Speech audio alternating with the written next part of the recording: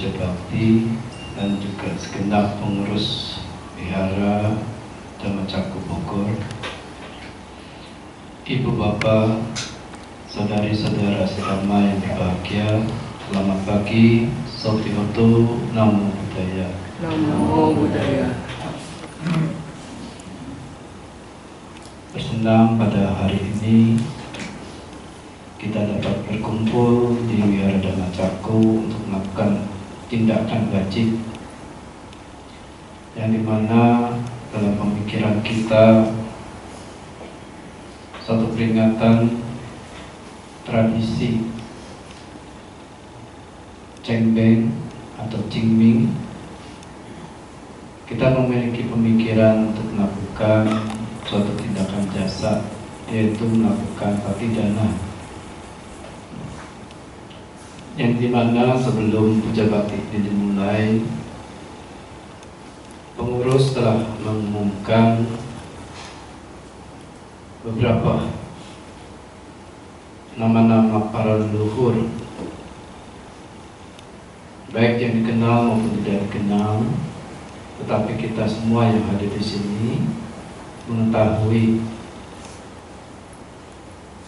manfaat atau guna jasa dari para mendiang itu tidak terlepas dari apa yang telah kita capai saat ini. Jadi apapun yang telah kita capai pada saat ini, apakah dalam bentuk sisi kekayaan materi maupun sisi kekayaan batin, semua hal itu dapat dicapai karena ada pengondisian. Selain pengondisian dari dalam diri kita sendiri, juga ada pengondisian dari kondisi-kondisi yang di luar. Nah, salah satunya adalah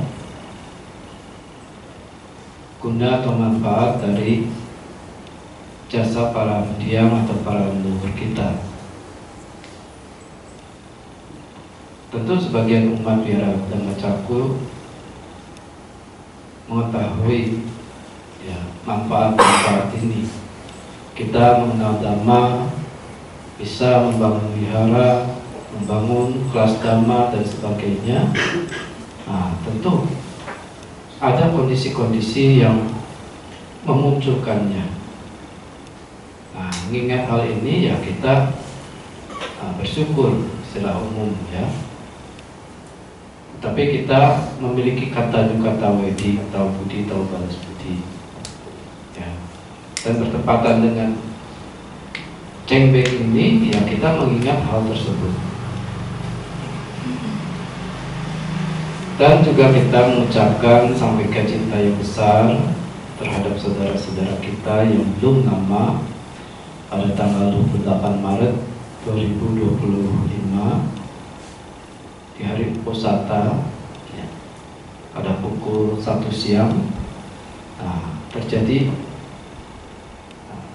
bencana alam ya, yang mengguncang dua negara besar yang menjadi ikon umat Buddha ya, negara Thailand dan Myanmar, di mana kerusakan-kerusakan yang menimbulkan korban jiwa pun terjadi. Tapi terlepas dari hal itu, bukan berarti ya, kalau kita berkeyakinan terhadap Buddha Dhamma, kita akan selalu terbebas dari hal-hal yang tidak baik. Nah, itu tentu bukan suatu menjadi tolak ukur dalam pemikiran kita. Hal-hal yang terjadi itu ada hal yang memang terjadi terkondisikan oleh diri kita sendiri, ada yang terjadi karena memang faktor yang tidak bisa kita prediksikan. Nah, kalau dari kita sendiri bisa ya, kalau kita melakukan kejahatan-kejahatan, ya kita mengetahui akibatnya, yang mungkin ditempelin orang, ya, atau kita diomelin orang dan sebagainya. Ya, Tetapi ada hal-hal yang di luar kendali kuasa kita, yaitu ya terjadinya akibat-akibat yang disebabkan oleh alam, ya, bencana alam. Nah, tetapi hal ini tidak terlepas karena ada sebagian juga orang yang berada di bencana alam itu tidak mengalami akibat sama sekali, artinya terselamatkan, ya. Nah, contoh kami mendengar waktu hari Posata itu juga para biku, para yang mulia di Wihara Wat Bogor sedang mengulang Patimokkha, ya, itu di Bangkok. Nah, terjadi guncangan besar dan hal itu, untung tidak menimbulkan akibat apa-apa, ya. Wiharanya juga baik, penghuninya pun para biku juga baik-baik. Tetapi di daerah yang lain, di Rama Road, ya terjadi ada satu gedung pencakar langit yang runtuh, ya, runtuh. Dan ada sebagian pekerja mungkin juga menerima akibat-akibat. Jadi hal-hal itu ya kenapa terjadi? Ya tentu ada sebab-sebab juga, ya, sebab-sebab yang berkaitan dengan timbulan kebajikan-kebajikan kita atau timbulan perbuatan-perbuatan kita, ya. Nah, kalau terlindung ya berarti ada timbulan kebajikan-kebajikan kita yang melindungi. Tapi kalau menerima, berarti ada perbuatan-perbuatan yang tidak bajik yang muncul saat itu sebagai kondisi.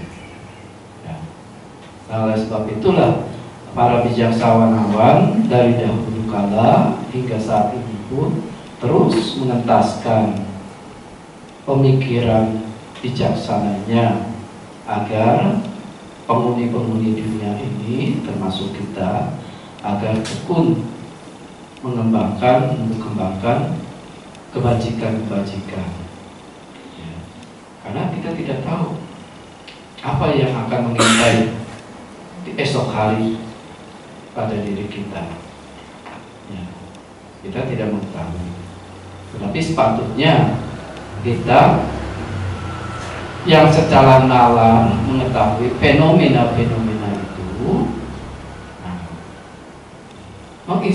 menginspirasi ke dalam diri kita agar kita bergegas untuk melakukan hal-hal bajik dan berdiam pada pemikiran bajik tersebut. Karena bila hal-hal yang tidak kita ketahui ini muncul, nah kita sudah tidak bisa berpaling, ya. Seperti tadi dikatakan dalam Bhaddekaranta Sutta, ya, kita baca, Raja Kematian itu terus mengikuti, ya. Bergegaslah hari ini juga, siapa tahu esok ada kematian. Tidak ada lagi tawar-menawar dengan Raja Kematian dan pasukan besar. Tidak ada. Kalau kita tidak mati, ya bisa sakit, atau mengalami kelapukan. Ya, kelapukan bukan hanya rambut terus beruban, ya. Kelapukan itu apa? Kaki mulai bermasalah, sakit punggung bermasalah, ya kan? Kalau dulu kan kita enggak, ya, masih muda, ya, mau salto bagaimanapun juga hebat, ya, mau koprol bagaimanapun nggak ada rasa takut. Tetapi sekarang mau salto, mau koprol, duduk mikir, ya, walaupun dia bawahnya itu ada alas busa tebal, ya tetap kita mikir, ya. Begitu kita memelantingkan tubuh kita, apakah bisa patah atau tidak, ya, atau urat kejepit. Nah, karena sekarang banyak urat kejepit, ya, ngangkat sedikit aja mungkin, ya, benda sesuatu, tapi postur tubuh yang tidak tepat saat itu menimbulkan akibat juga. Ya, tidak hanya beban yang berat, ya, beban yang ringan pun ketika diangkat dalam posisi yang tidak tepat, dapat memicu kondisi kita mengalami sakit itu. Nah, tapi sebagian orang hanya berpikir ya bagaimana melihat hal itu. Nah, melihat itu ya dianggap suatu hal yang tidak menakutkan, ya, sehingga mereka menjadi lengah, ya, lengah. Nah, seperti tadi dalam pada bangunlah, jangan lengah. Tapi sebagian penghuni duniawi ya lengah, tidak sadar akan hal itu. Nah, sehingga mereka mengedepankannya adalah hal-hal yang tidak baik. Nah, bukan berarti tidak melakukan kebajikan, mungkin melakukan, tapi sedikit. Tapi lebih mengedepankan hal-hal yang tidak wajib, ya, sehingga ketika kelengahan ini muncul, nah saat itulah menerima akibat-akibat, ya. Ya seperti orang sering kita mendengar terjatuh di kamar mandi, apa tiba-tiba, tidak ya, ya mungkin kamar mandinya memang licin, ya karena jarang disikat, karena males, ya. Anak kan mandi kan udah mandi terus keluar kan, kalau sikat kan nggak mau kan, urusan Simba. Nah Simba lupa. Nah sabun yang sudah kita pakai terbuang mengendap di lantai. Nah inilah yang menjadi faktor kita harus terpleset, terjatuh.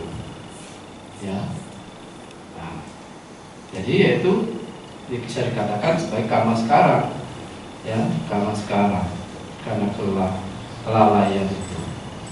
Nah, dan kehidupan ini ya banyak sekali rintangan-rintangan, hambatan-hambatan, ya. Nah, itu juga yang lainnya yang menyebabkan kita menjadi lengah, tidak waspada. Sehingga pengetahuan langsung yang kita miliki ini tidak berkembang, ya, tidak berkembang, ya. Karena bila seseorang memiliki pengetahuan, dia akan mengetahui penyebab-penyebab munculnya suatu fenomena. Ya. Nah, kita belajar mulai dari yang dikatakan Sutamaya Panya, mengembangkan hal-hal kebijaksanaan dengan cara mendengar atau membaca, ya. Kemudian Cintamaya Panya, kita munculkan kebijaksanaan dengan menggunakan logika. Bahkan kita pandai, ya, lewat pandai sekali. Lewat pandai apa lewat pinter? Lewat pinter, ya. Lewat pintar sekali dengan logika. Nah, tetapi itu tidak mendatangkan sesuatu hal yang kebijaksanaan ini berkembang, ya. Nah, panya yang ketiga adalah bawana maya panya, yaitu melalui realisasi langsung yang melihat akan fenomena-fenomena itu sebagai sesuatu yang mendatangkan, memunculkan pengetahuan langsung, ya. Nah, Sang Buddha mengatakan di dalam sutta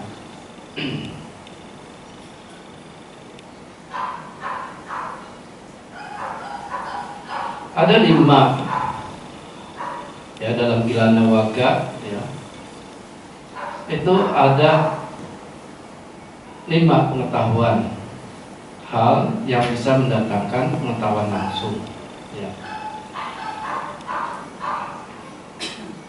Ini dalam Roga Sutta, ya, khotbah tentang sakit.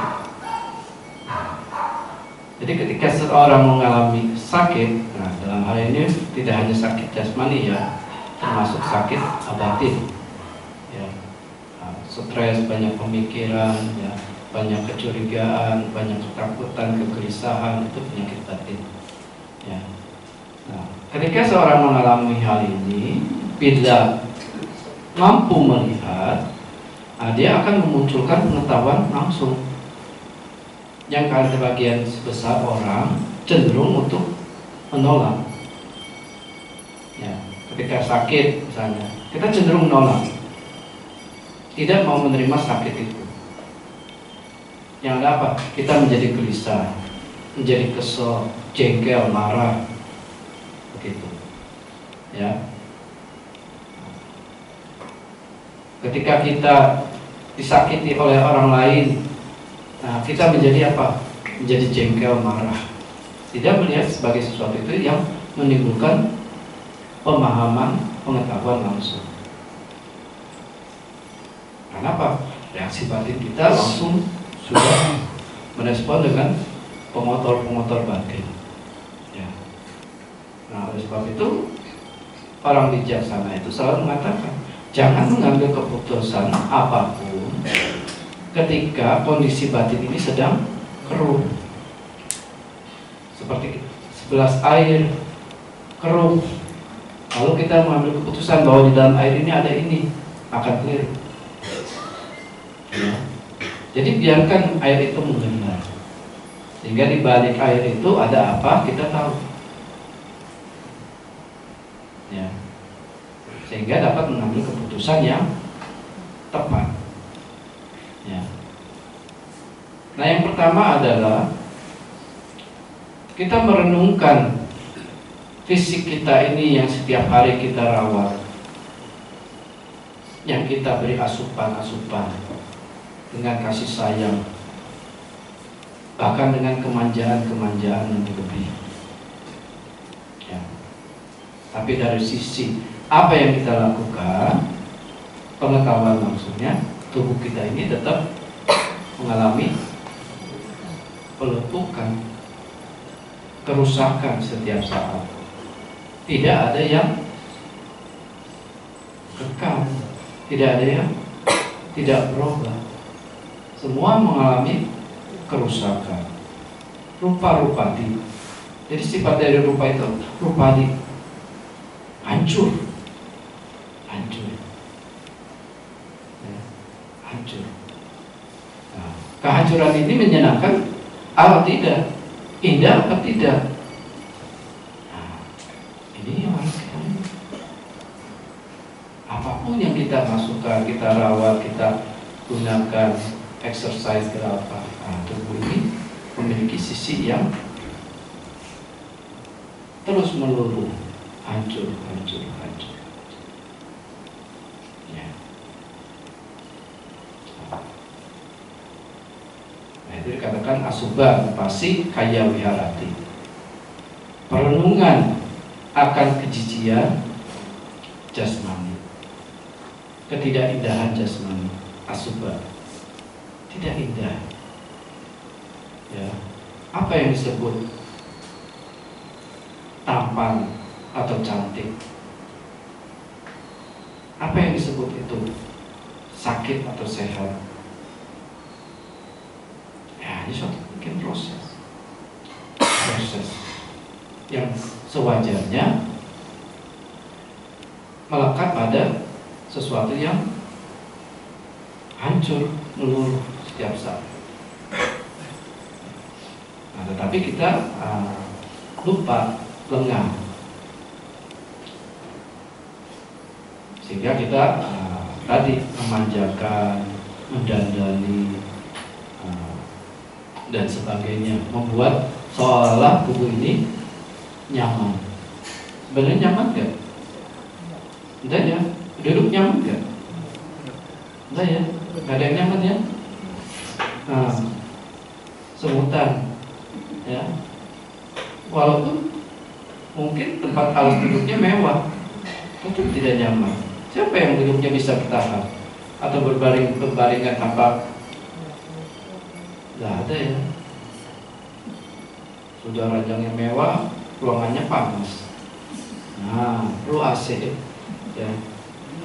Nah, begitu. AC-nya udah ada, listriknya mati. Nah, terus. Nah, jadi melihat bahwa segala hal tubuh jasmani ini tidak indah, nah menimbulkan pengetahuan langsung.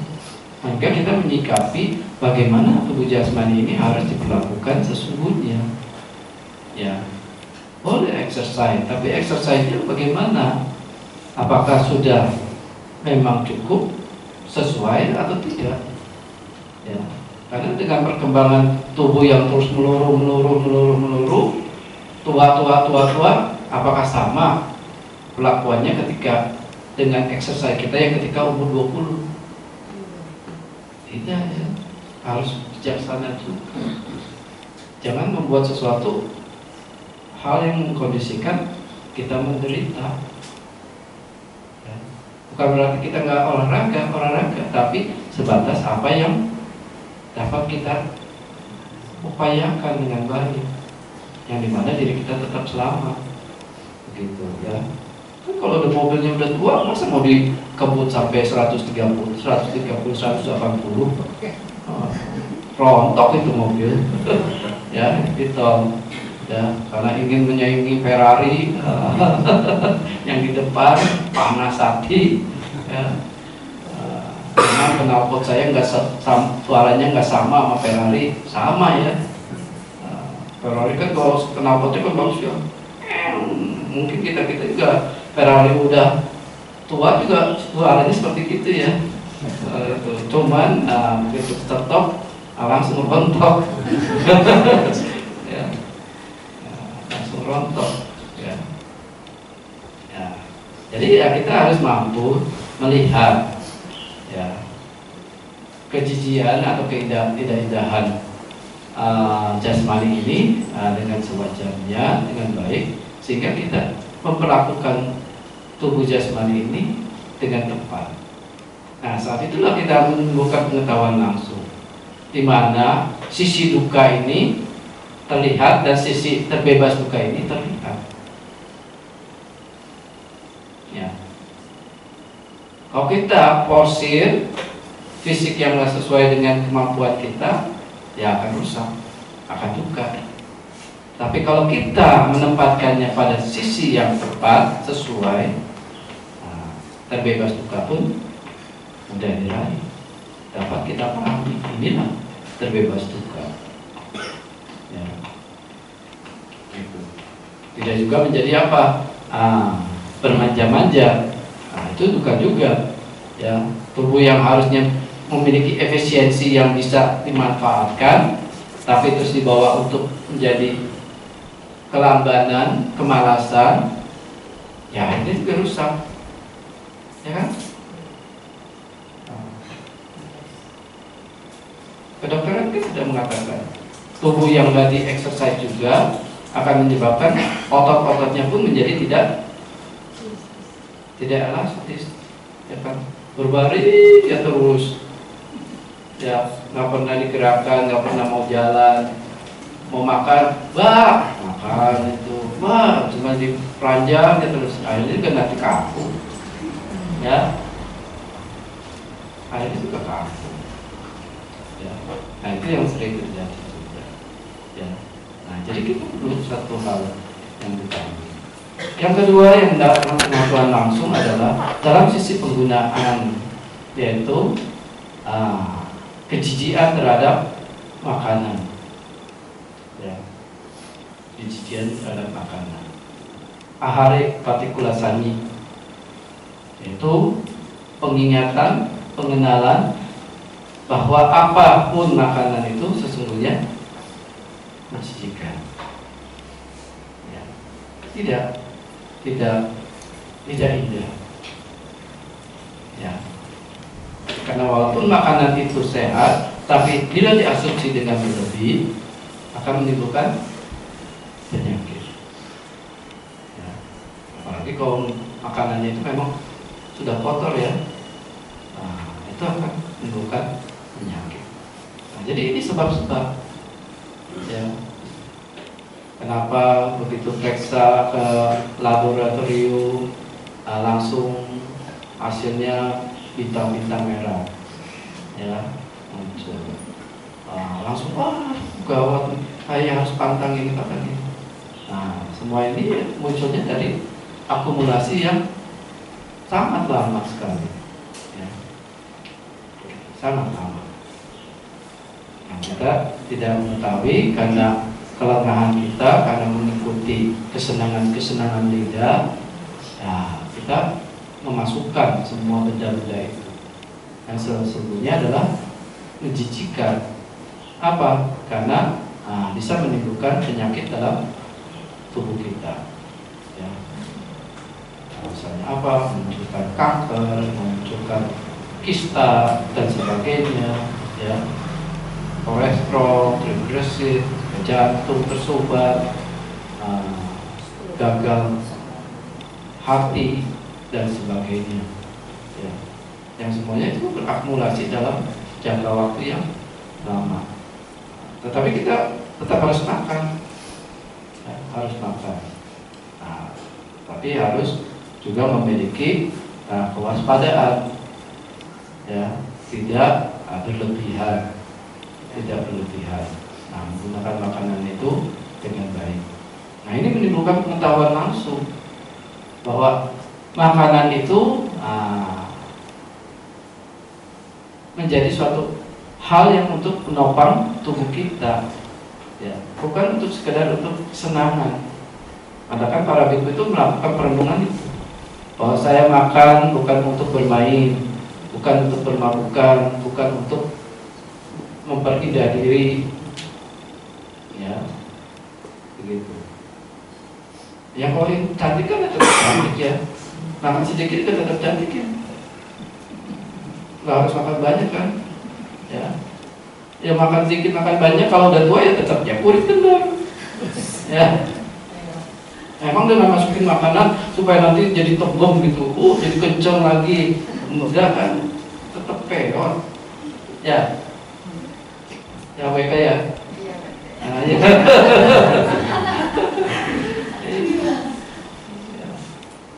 Begitu.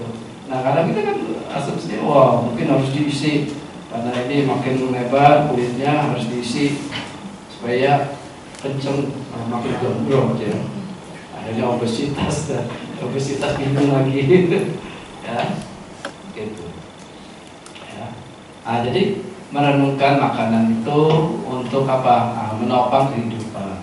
Agar apa? Kita punya semangat, punya tenaga untuk melakukan hal-hal aktivitas keseharian dan juga kebajikan-kebajikan, ya, untuk menjalankan sila, untuk mengembangkan pelatihan-pelatihan cita bawana. Cita bawana kan makan juga ya menderita, ya, menderita, ya. Cita bawana harus makan juga fisik agar mampu tegak, ya, tubuhnya bisa tegak, ya. Nah, ini mendapatkan pengetahuan secara langsung, sehingga kita menggunakan makanan ini sesuai dengan pengetahuan yang sesungguhnya. Yang ketiga adalah ketidaksenangan terhadap dunia. Sampai loke anabirantasani, mengingatkan akan ketidaksenangan dunia. Artinya tidak melekati dunia apapun, dunia indria-indria kita tidak melekat, ya.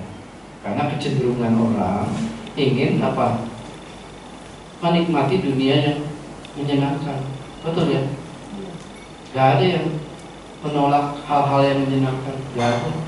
Semua mencarinya, mencari sasarannya. Setiap, bahkan ketika muncul melek mata pun dari tidur, kita ingin melihatnya sesuatu yang menyenangkan, ya kan? Entah di samping kita atau yang lain, ya. Langsung ke dapur, bikin kopi gitu kan, itu kan menyenangkan, ya. Nah, cenderungnya itu. Jadi perenungan ketidaksenangan terhadap dunia, artinya tidak melekati terhadap dunia-dunia pemikiran dari indria-indria kita. Mata, telinga, hidung, lidah, jasmani dan pikiran kita. Yang dimana kalau hal itu terus berkembang, Ya dengan sendirinya kan nanti menyebabkan bumi, alam pikiran. Apakah alam pikirannya ini ke arah loba, ke arah dosa, ke moha? Apakah aloba, dosa, moha? Ya tergantung. Sejauh mana seseorang mengembangkan pelatihan dirinya terhadap memandang dunia yang dimana kita ini hidup melalui mata, telinga, hidung, lidah, jasmani dan pikiran kita. Kita membayangkan dulu bekerja, ya dunianya ya dunia bekerja, berkeluarga, mengembangkan keluarga. Nah, setelah lanjut, ya, kemudian melimpahkan pada anak-anak, biar anak-anak yang melanjutkan. Nah, kita enjoy itu kan pelatihan diri kita. Apakah saya sudah mengembangkan hal-hal bajik dalam diri saya? Karena mau kemana lagi? Ya, peluruhan ini sudah mengarah pada sisi kematian yang akan kita hadapi. Ya. Nah, kita merenungkan hal itu, ya, sehingga menimbulkan pengetahuan langsung ketika melihat dunia-dunia yang kita alami. Apa sih yang mau dikejar lagi? Apa yang belum saya lihat? Udah lihat matahari kan? Udah lihat bintang? Nah, cuma belum alam surga ya. Surga juga nanti nggak balik lagi, nggak cerita. Teman kata, oh, nanti di surga ada ini, ya, ada bidadari, ada dewa-dewa. Nah, tapi pengembaraan pikiran ini ya tidak bisa hanya sebagai pemikiran, tapi harus dalam bentuk konkretnya. Bagaimana pengondisian hal-hal itu dapat diraih, ya, yaitu melakukan hal-hal basic tadi. Jangan sampai kita terobsesi oleh dunianya yang ke arah kemerosotan, ya, yang dikuasai oleh loba, dosa, moha. Kalau dunianya diliputi oleh dosa, yang kita menuju nanti alam niraya, neraka. Ya, kalau dikuasai oleh loba, kita nanti akan menjadi hantu-hantu yang bergentayangan, ya, yang mengembara, mengemis ke sana kemari, mengais-ngais kotoran, karena untuk memuaskan rasa lapar. Pikiran yang loba ini, sesuatu yang menjijikan jadi indah, karena saking lapar. Coba orang yang kelaparan, apa yang dikais? Nah, ya, lihat anjing-anjing yang kelaparan, ngaisnya kemana? Ya. Sehingga tidak ada lagi nilai-nilai kebijaksanaan saat itu. Nah, ini kita melihat ketidaksenangan dunia ini. Di alam surga juga tetap mengalami perubahan. Dengan melihat kondisi ini, ya kita bergegas menimbulkan pengetahuan langsung untuk melakukan hal-hal bajik yang mengarah pada sisi-sisi manfaat guna yang lebih tinggi, ya. Gitu. Yang keempat adalah sangkaresu anicca nupasi. Melihat semua fenomena ini dicengkram oleh ketidakajakan, ketidakpastian atau ketidakkekalan. Ini perlu dipenuhi dalam diri kita. Inilah yang ditakuti oleh kita. Siapa sini yang nggak takut dengan ketidakkekalan? Dengan anicca perubahan. Semua takut. Saking takutnya sehingga apa? Bergegasnya. Nah, ada yang bergegas mengejar pemuasan dunia karena nanti kapan lagi, ya kan? Kapan lagi? Mati nggak ada yang tahu. Nah, matinya kapan? Yang sekarang. tetapi ya lupa kelekatan ini nanti menjadi sesuatu yang menyebabkan kelahiran yang berikutnya yang baru, dunia yang baru, ya, dunia yang baru. Melihat semua hal fenomena ini dicengkram oleh ketidakajekan, ketidakkekalan, nah kita bergegas untuk apa? Mengarahkan diri pada sisi yang bermanfaat, bukan pada sisi pelarian yang dimana dengan ketidakkekalan ini, nah kita seolah ingin menikmatinya, ya kan? Ada orang kan kerja dapat hasil langsung habiskan, besok kumaha ke, ya kan? Kalau nggak ada ya nyolong. Nah, akhirnya karena terobsesi oleh dunianya, semuanya terpenuhi, besok nggak ada, ya ini pemikiran negatif muncul. Curi, rampas, rampok, nah, begitu. Ya. Nah, sehingga kita seperti hal itu berkembang. Yang kelima adalah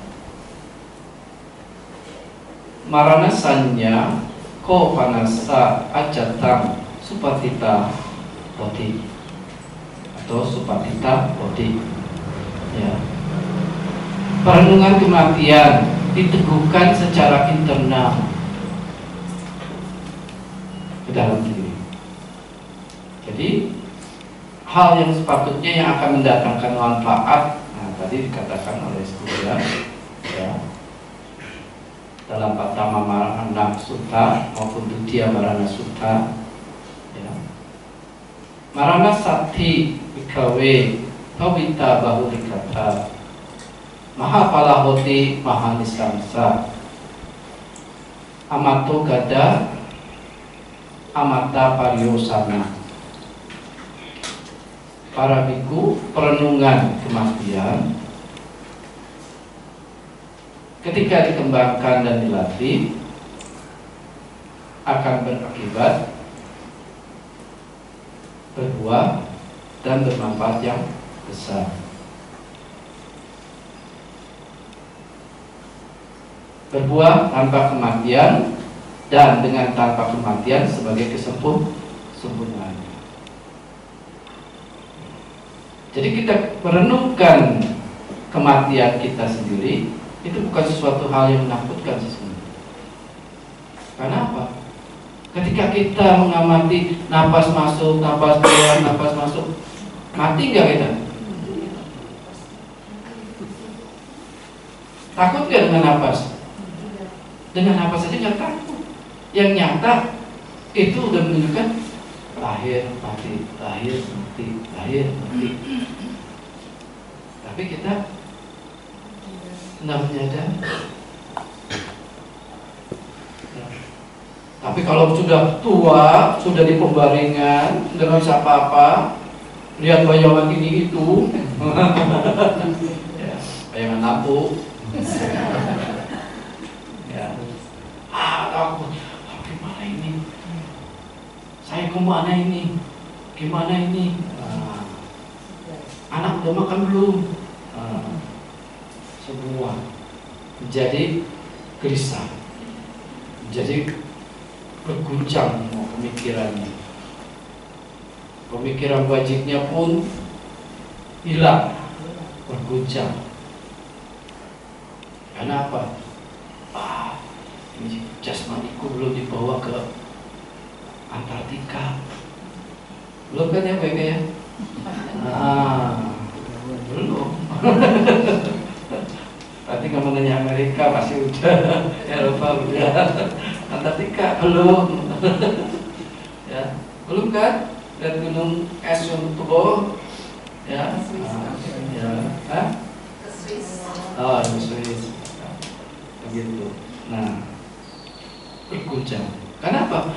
Jasmani ini belum saya ajak ke sana kemari. Belum saya nikmati ke sana kemari jasmani. Nah, sehingga untuk melepasnya susah. ada ketakutan, walaupun mungkin dia sering berbuat baik. Tapi keteguhannya ini tidak menyertainya, ya, tidak ada penyertaan. Karena dia berbuat baik, karena bukan didorong oleh apa? Tadi pengetahuan langsung tadi, pengetahuan langsung melihat bahwa tubuh ini tidak indah, ya kan? Tidak menyertakan pernyataan apa pengetahuan langsung bahwa apapun yang kita makan ini sesungguhnya kotor, ya.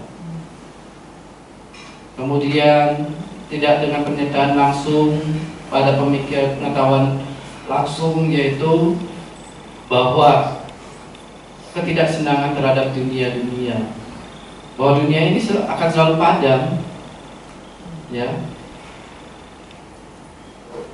penuh dengan ketidakpuasan terus menerus, ya. Dan juga tidak disertai dengan pengetahuan langsung bahwa semua fenomena-fenomena tersebut itu adalah tidak kekal, tidak pasti, tidak ajak.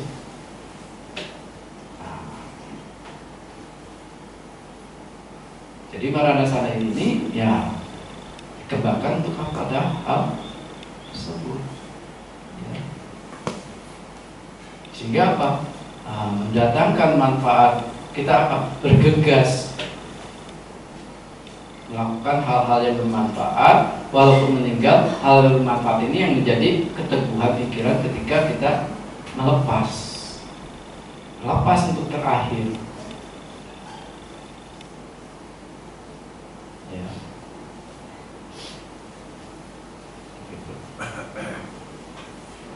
Jadi inilah 5 pengetahuan langsung, merenungkan bahwa saya akan mengalami kematian, ya. Seperti dalam Pangsulagata, Amicawata Sangkara Upadawaya Damino Upajitwa Nirojanti Tesanggo Pasamo Suko Sabesata Marantica Marisuca Marisare Tatewahang Marisami Naktime Eta Samsayo. Segala bentukan-bentukan tidak kekal adanya, bersifat timbul dan tenggelam. Setelah timbul akan lenyap. Kepadaman bentukan-bentukan itu, itulah kebahagiaan yang padam, tidak mengkondisikan hal yang lain. Yang buruk padam, tidak mengkondisikan keburukan baru. Itu kebahagiaan, menunjukkan hal-hal yang lain. Semua makhluk mengalami kematian dan terus mengalami kematian dan akan berkali-kali mengalami kematian. Demikian pula saya. Tiada keraguan bagiku tentang hal ini. Ya, kita beberapa triliun lahir mati. Ya, ketika narik nafas masuk keluar, masuk keluar. Hidup mati itu kan ya. Coba kalau cuma sekali napas saja, kaget ya. Kaget kan. Nah, kita ingin berusaha apa? Membusuk keluar kan. Pengen hidup kan. Udah dihembuskan, apa stop? Tarik lagi ya. Pengen hidup lagi kan. Keluarkan lagi. Pengen hidup lagi berarti. Siapa di dunia ini yang nggak mau? Ya, terus begitu. Itulah kecenderungan sisi batin yang memang belum memiliki pengetahuan. Ya, terus mengejar.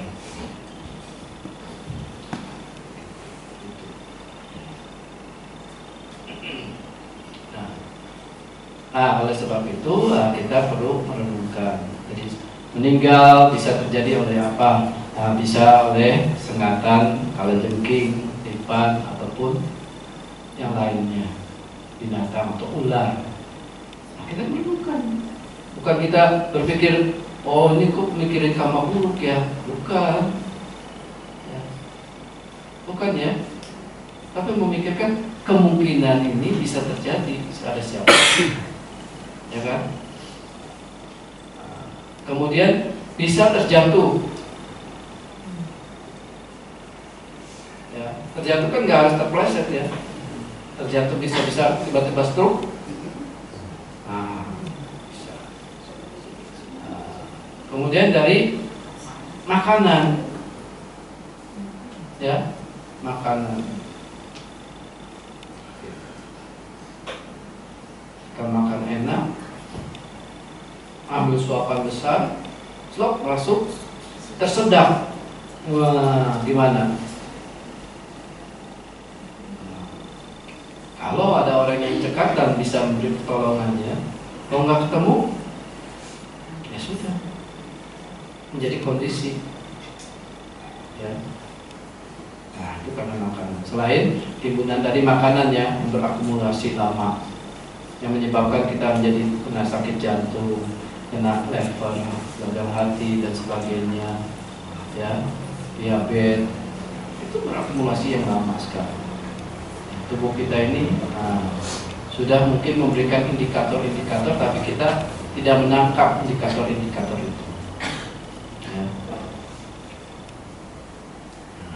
Kemudian disebabkan ada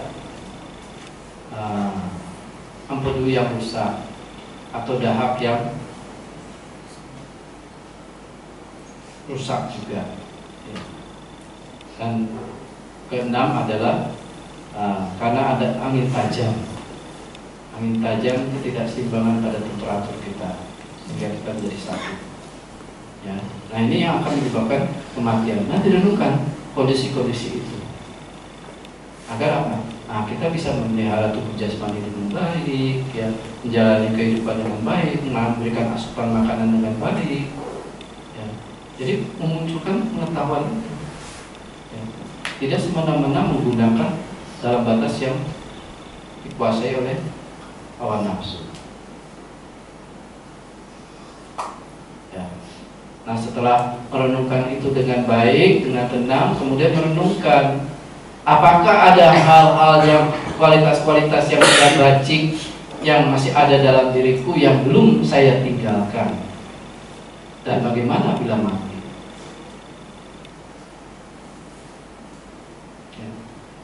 Kita tidak hanya cukup sekali melakukan perbuatan baik, harus terus, karena kita tidak punya kekuatan pemikiran ya saat menjelang mati ini. Apakah yakin kebajikan yang besar itu akan muncul? Sedangkan intensitas yang kecil-kecil yang tidak bajik ini justru lebih banyak dilakukan. Harus jadi pertimbangan, sehingga merenung apakah kualitas-kualitas yang tidak bacik yang ada dalam diriku ini sudah saya tinggalkan, dan bagaimana bila saya mati. Nah, merenungkan itu seperti orang yang apa, rambut dan bajunya kebakar, apa yang dilakukan? Berupaya memadamkan. Nah, itulah upayanya, harus segera memadamkan hal-hal yang tidak baik dalam diri kita. Itu ketermendesakannya. Orang bilang sang wega citanya. Ya. Bayangkan kalau kita, rambut kita terbakar, baju kita terbakar, kita pengen hidup, apa yang dilakukan? Berupaya mematikan. Nah, demikian pula dengan kita mengetahui kualitas-kualitas yang tidak baik ini masih ada dalam diriku dan belum aku tinggalkan, segera tinggalkan. Jangan terus kumaha engke. Ya. Kalau udah raja kematian datang, tadi apa? Ada ketawar menawar lagi? Nggak ada. Ya. Nggak ada. Nggak sempet mengucap namo juga susah. Ya. Susah, ya. Nah, oleh sebab itu apa? Nah, kita harus apa? Bersemangat, tanpa lelah, ya, terus mengupayakan hal-hal yang baik. Dengan apa? Dengan pengingatan sati dan kebijaksanaan, pengetahuan langsung. Sertakan itu, ya, sertakan. Nah, itu akan baik sekali. Dan berikutnya, bila kita merenungkan ternyata kualitas-kualitas bajik dalam diri saya itu telah berkembang, telah dikembangkan, nah barulah Sang Buddha katakan orang itu boleh bersenang, bersuka cita akan hal. Karena Sang Buddha mengetahui kalau orangnya memang hal-hal bajiknya telah berkembang dalam dirinya itu, ya, dia pasti akan mengulangi lagi, berbuat lagi, ya, besar atau kecil nggak masalah. Dia berbuat, yang penting hal-hal bajik kusala ini dilakukan, nilai-nilai luhur ini dilakukan. Apakah dengan berdana sila, ya, cita bawana, meta dan sebagainya. Orang bilang dalam parami apa? Dasar punya kiryawatu ini dia tekun dilakukan. Sang Buddha katakan orang itu boleh bersuka cita, bersenang. Boleh bersenang. Kenapa? Pikirannya sudah teguh. Pemikirannya itu sudah berdiam pada hal-hal yang bajik. Nah, kita semua introspeksi, ya, Bante juga introspeksi diri Bante. Apakah pikiran saya ini diam dalam satu hari ini, dalam tarikan nafas masuk nafas keluar ini diamnya pada hal yang bajik atau tidak? Apa pada hal yang buruk? Apakah ketika suapan makan satu punyaan itu berdiam pada hal yang bajik atau tidak? Itu yang Sang Buddha katakan perenungan Marananusati. Bukan merenungkan, oh saya merenungkan dalam satu hari ini, satu hari semalam, satu hari, dalam satu kali makan. Satu kali makan kan orang makan, misalnya bikuk satu kali makan kan untuk berapa hari? Satu hari kan? Udah telat. Karena mati kan bisa per momen kan? Sudah terlambat. Atau 5 suapan juga terlambat. Yang betul apa? Ketika satu suapan dan satu hembusan napas masuk, saat itu perenungan itu ada, itulah yang benar. Karena apa? Kita menjaga pikiran kita per momen dalam hal-hal yang bajik. Nah, Ibu Bapak sekalian, nah inilah yang dimana kalau kita menyikapi sesuatu hal yang mungkin dalam kacamata orang duniawi ini adalah hal-hal yang tabu, yang tidak mendatangkan manfaat, guna. Seperti makan, ngapain merenungi makan, nikmati lah, ya kan? Ya, masa udah merenungin dulu, ini bukan untuk bukan tubuh, ini bukan ini. Udah keduluan orang. Ya, apalagi di kondangan ya. Ya. Nah, tetapi sebenarnya apa? Ya kita tetap menjaga, ya, menjaga per momen itu pikiran ya, kan yang pun, oh ini yang ngambil untuk apa? Untuk asupan tubuh. Terus ngambil banyak kondangan, makan, sisain taruh bawah. Nah, udah salah. Itu kan menyia-nyiakan manfaat guna dari makanan itu untuk khalayak ramai, makhluk-makhluk yang ingin hidup. Ya, banyak kan. Nah itu. Nah oleh sebab itu, hal-hal yang luput dari pengamatan kita ini ya perlu untuk dikembangkan. Ya. Nah, satu terhadap tubuh jasmani kita yang kita banggakan, yang kita dandani, ya supaya cantik, tampan dan sebagainya itu ternyata ada sisi ketidakindahan yang dibakar. Nah, itu nggak bisa dipungkiri. Kedua, makanan yang kita makan juga mendatangkan kejijian, ya kan? Nggak ada kan yang makanan muntah terus dimakan. Nah ada ya, padahal mulut sendiri, ya kan? Mulut sendiri keluarin, makan lagi coba. Ya. Ada lidah-lidah kita, air liur-liur kita masih kebanyakan, wih, gak enak, ya kan? Nah itu ya pikiran kita. Kemudian terhadap dunia kehidupan kita. Kemudian terhadap fenomena-fenomena yang lalu berubah. Dan yang terakhir adalah kematian itu akan datang setiap saat. Ya. Ciwitang aniyata maranang niyata. Kehidupan tidak pasti, kematianlah yang pasti. Pada akhirnya sampai saat awal kita semoga semua makhluk